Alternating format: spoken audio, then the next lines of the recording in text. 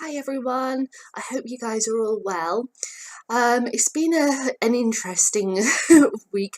I had hoped that actually last weekend I would have published this review, but things got in the way and then I had a really hard week at work.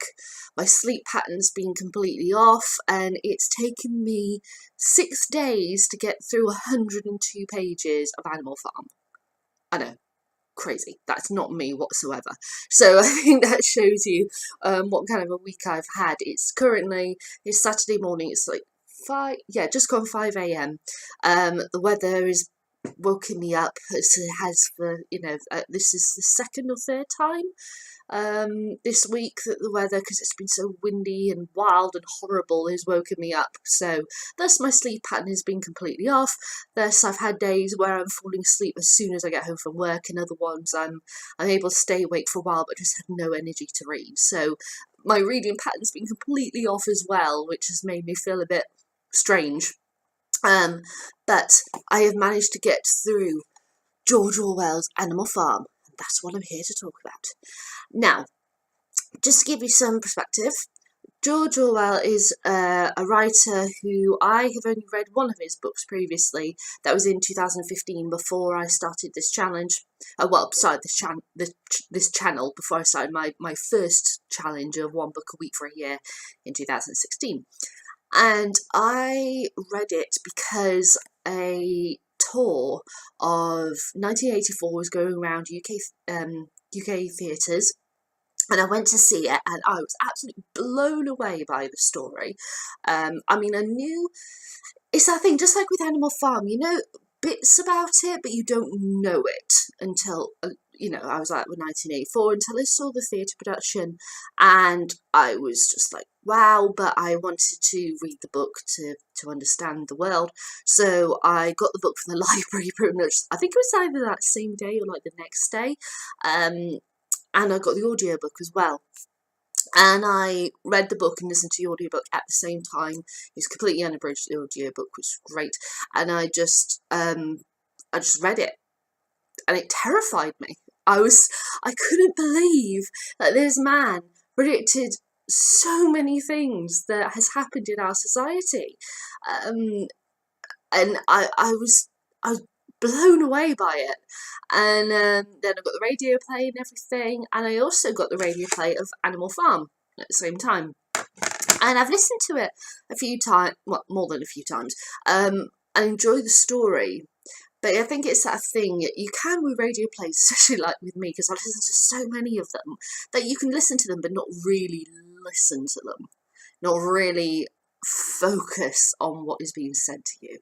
And so that's what happened with me, really. And on my bucket list poster was Animal Farm. So I thought I would give it a go. Get back to George Orwell, the fantastic writer. I've not read any other things of his, as I said, apart from 1984. Now this, and my God, I finished this last night. And I closed the book, I put it down, and I just had to sit there and kind of absorb what I had just read. And I had to wait until this morning to do this review, because I honestly didn't know what to say. I couldn't find the words. How incredible a book this is. Now, in case you don't know the story, Animal Farm is set on Manor Farm, somewhere in the English countryside. We don't know exactly where. And it is run by a man called Mr. Jones, who mistreats the animals and such, and basically makes them feel terrible, to the point that they feel they have to do something.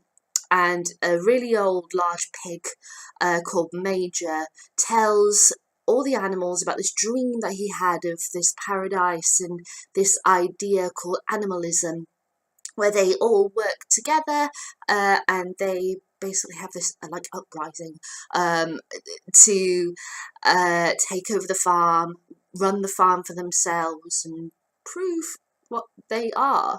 And Major dies pretty quickly, and the animals do so. There's an uprising. They take over Manor Farm and kick Mr. Jones and his wife out, and it's all about what happens to them next, the running of the farm and everything, and corruptions and leading to a totalitarian rule across the farm. And it's basically, if you look at analysis, it's basically a telling of the Russian Revolution in the form of animals on a farm in the middle of the English countryside. And my God, I mean, I enjoy talking about politics, and so I never regarded myself as really political until I reached, well, not having an interest in politics, should I say, until maybe I got into my 20s, mid-20s, and I really, really began to talk about things and notice things, etc. And a lot of my friends say how political I am, but I sometimes I don't recognise it in myself, but they do. And so, and I love political satire and stuff like this, and I am kicking myself that I never read this political satire piece before. This extraordinary piece of writing is only 102 pages long, but my God, I felt like I'd been knocked over the head with a sledgehammer in the end. George Orwell is incredible. To give you an idea, I'm just going to read you some of this, like a page and a half, or maybe 2 pages, yeah. And it basically is a part where Mr. Jones and his wife have been kicked out of the farm by the animals, and they're kind of deciding what they're going to do next. So here we go. The animals had their breakfast, and then Snowball and Napoleon called them together again. Just so you know, Snowball and Napoleon are pigs, and they're both kind of vying for leader of the farm. Comrades, said Snowball, it's 6:30 and we have a long day before us. Today we begin the hay harvest, but there is another matter that must be attended to first. The pigs now revealed that during the past 3 months they had taught themselves to read and write from an old spelling book which had belonged to Mr. Jones's children, and which had been thrown out into the rubbish heap. Napoleon sent for pots of black and white paint and led the way down the 5-barred gate that gave to the main road. Then Snowball, for it was Snowball who was best at writing, took a brush between the 2 knuckles of his trotter, painted out Manor Farm from the top bar of the gate, and in its place painted Animal Farm. This was to be the name of the farm from now onwards. After this they went back to the farm buildings where Snowball and Napoleon sent for a ladder which they caused to be set against the end wall of the big barn. They explained then by their studies of the past 3 months that pigs had succeeded in reducing the principles of animalism to 7 commandments. These 7 commandments would now be inscribed on the wall. They would form an alternative law by which all animals on Animal Farm must live forever. With some difficulty, for it's not easy for a pig to balance himself on a ladder, Snowball climbed up and set to work with Squealer. Squealer is a pig who's the one who talks to all the animals and sends messages about this. He's the squealer who, you know what he does. With Squealer a few rungs below him, holding the paint pot, the commandments were written on the tiled wall with great white letters that could be read 30 yards away. They ran thus: the 7 commandments.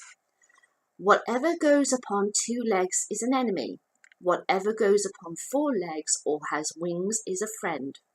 No animal shall wear clothes. No animal shall sleep in a bed. No animal shall consume alcohol. No animal shall kill any other animal, and all animals are equal. It was very neatly written, and except for friend, which was written friend, and one of the S's was the wrong way round, the spelling was correct all the way through. Snowball read it aloud for the benefit of the others. All the animals nodded in complete agreement, and the cleverer ones at once began to learn the commandments by heart. Now, comrades, called Snowball, throwing down the paintbrush, to the hayfield. Let us make it a point of honour to get in the harvest more quickly than Jones and his men could do. But at this moment the 3 cows, who had seemed uneasy for some time past, set up a loud lowing. They had not been milked for 24 hours, and their udders were almost bursting. After a little thought, the pigs sent for buckets and milked the cows fairly successfully, their trotters being well adapted to the task. Soon there were 5 buckets of frothing, creamy milk, at which many of the animals looked with considerable interest. "What's going to happen to all that milk?" said someone. "Jones used sometimes to mix some of it in our mash," said one of the hens. "Never mind the milk, comrades," said Napoleon, placing himself in front of the buckets. "That will be attended to. The harvest is more important. Comrade Snowball will lead the way. I shall follow in a few minutes. Forward, comrades, the hay is waiting." So the animals trooped down the hayfield to begin their harvest, and when they came back in the evening, it was noticed that the milk had disappeared. It just made me kind of shudder with just what that means. Throughout this book, there's so many things that happen that I just, oh my God, it sends a chill down my spine because of what George Orwell was saying, and at the same time, it's a chill of brilliance, it's a chill of fear, it's a chill of joy for reading this book. It just, oh my God, I was tingling all over. I'm not surprised this caused such a massive stir when it was published in 1949. And as you see from the actual cover right there at the top, it says all animals are equal, but some animals are more equal than others, and what happens through the story and how the farm evolves and breaks down, and what happened. The ending sequence is just phenomenal. I really wish that we had read this when I was in school. When I was in school with literature, we did one Shakespeare, which was Romeo and Juliet. We didn't really do novels. We did kind of like short story sort of things, and we had an anthology which was full of poems, and we basically, for our exam, we had to pick like one poem, I think one short story, and then write about our Shakespeare piece, and that was it. We didn't do analysis like Animal Farm, and I really wish we had done. It would have been absolutely extraordinary. Obviously, reading it as an adult, I could see the various political characters who were being depicted, like Mr. Jones, the farm owner. As I said, it's kind of based around the concept of the Russian Revolution. Mr. Jones, the farm owner, is Tsar Nicholas II, who actually. I read a book about his daughter's 4 sisters by Helen Rappaport last year, which I absolutely loved. So you have, Tsar Nicholas the King is Mr. Jones. You have, various characters like Napoleon and Snowball. So like, Lenin and Stalin. You've got, who else? Boxer. Oh, Boxer broke my bloody heart. He was a representation of the working man. The windmill is their industry and such. There's so many signs, so many symbols throughout this amazing book, and I cannot believe it's only 102 pages long. It's extraordinary. I've been looking at various videos on YouTube that talk about the various analysis of the story. I'll put a couple of them in the description below for you if you want to check them out.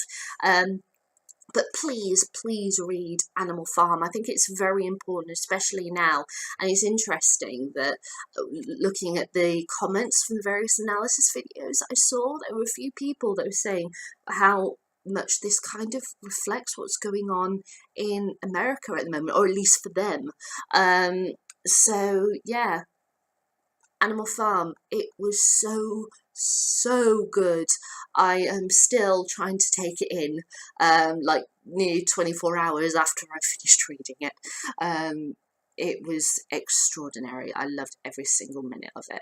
Now, as I held it before, I've got the BBC radio play of Animal Farm. It is a good play. I still enjoy it, but there are bits that have been cut out. I suppose because I was going to say, I suppose you can't really do it for radio, but then radio, you can do pretty much everything. So the person who adapted it took out some elements of the book, which I wish they kind of kept in, because as the book goes on, it gets really, really dark. Like oh my god, really dark. And the drama does as well, but it still feels kind of light, a little light and bubbly. So if it had been kept in those elements and gone a bit darker, I think this would have been near perfect. But yeah, there we go. When it comes to film, TV adaptations, I haven't seen any versions.